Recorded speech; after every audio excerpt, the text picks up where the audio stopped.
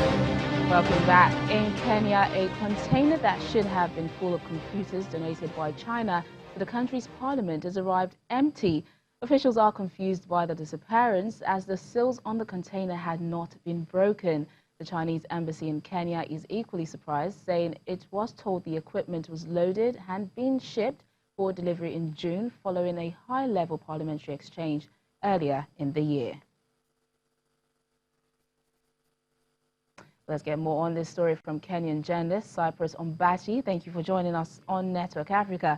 Cyprus, really odd turnout of events. What more can you tell us about the mystery behind the missing computers? Good evening. The issue of that container which came empty from China to Kenya and arrived at Parliament buildings where it was supposed to deliver electronic goods, including laptops and projectors, still is a debate in Nairobi rather than Kenya.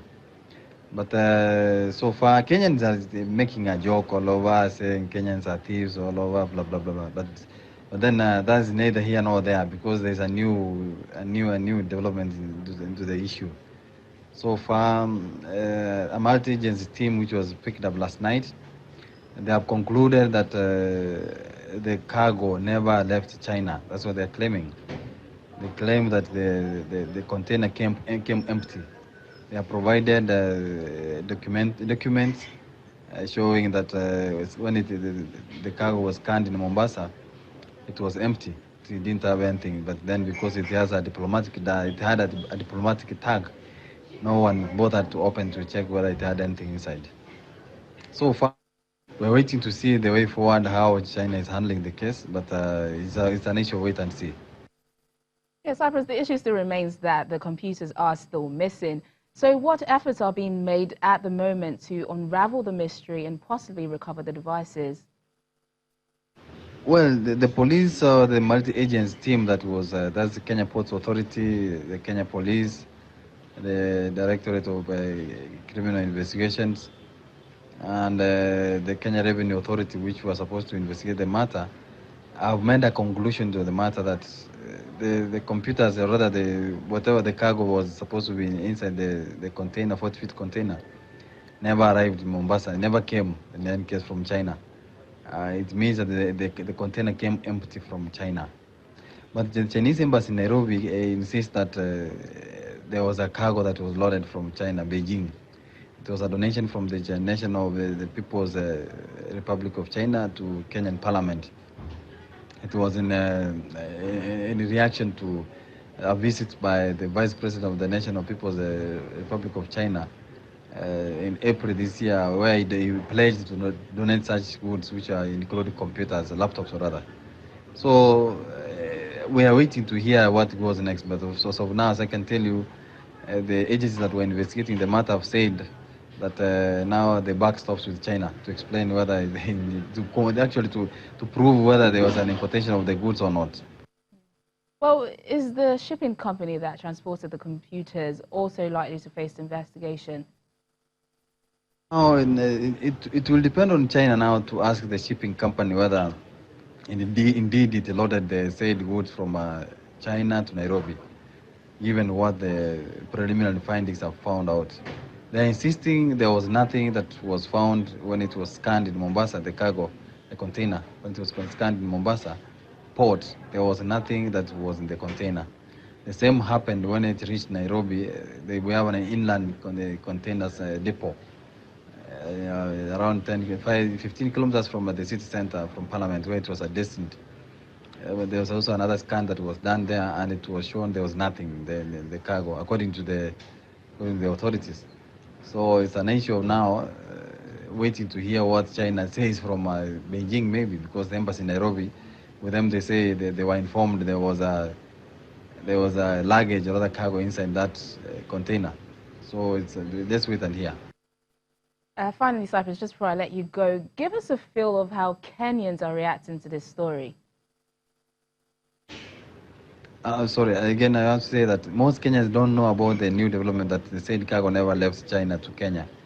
The development came this afternoon when the authorities who had meeting the entire morning concluded that there was no cargo that was loaded from China, meaning to me that some people in China, maybe they are trying to con Kenya. Mind you, the cargo was supposed to be installed in a new building owned by Parliament here in Nairobi to help them kind of address the issue of electronic equipment here and there. There were 46 laptops and 5 projectors and other electronic goods. So it's an issue of wait and see. Kenyan journalist Cyprus Mbati speaking to us there from Nairobi. Thank you for joining us on the program. Still in Kenya, the 5-star Dusit D2 hotel in Nairobi has reopened its doors to guests 6 months after 21 people were killed in an attack at the hotel and office complex by Al-Shabaab militants. Nairobi is a major hub for foreigners working in East Africa, and in addition to the hotel, the complex hosted offices of various international companies. January's attack was an echo of a deadly 2013 assault on a Nairobi shopping center in the same neighborhood. This isn't just an ordinary hotel opening. It's a recovery from the horror of what happened here in January. 21 people were killed in an attack at the Dusit D2 hotel in Nairobi when Al-Shabaab militants, armed with suicide bombs and guns, targeted guests and staff. 6 months after, the hotel is back, welcoming guests again, although with extra security.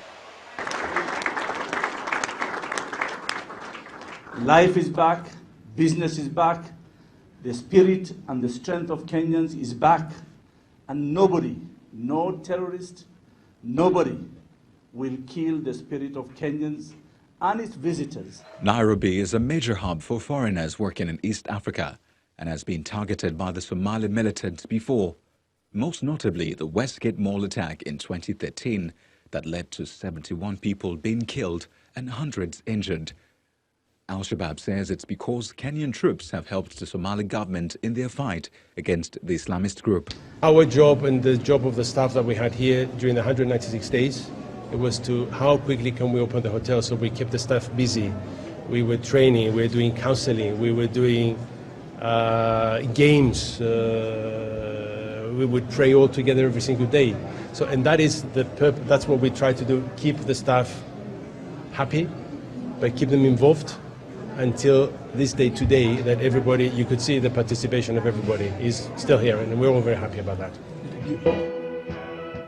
Ahead of the reopening, an orchestra played and motorcycle outriders accompanied by runners led by 800-meter world record holder David Rudisha, who carried the hotel's flag from the airport. The flag had been flown in 6 countries to honor the victims of the attack.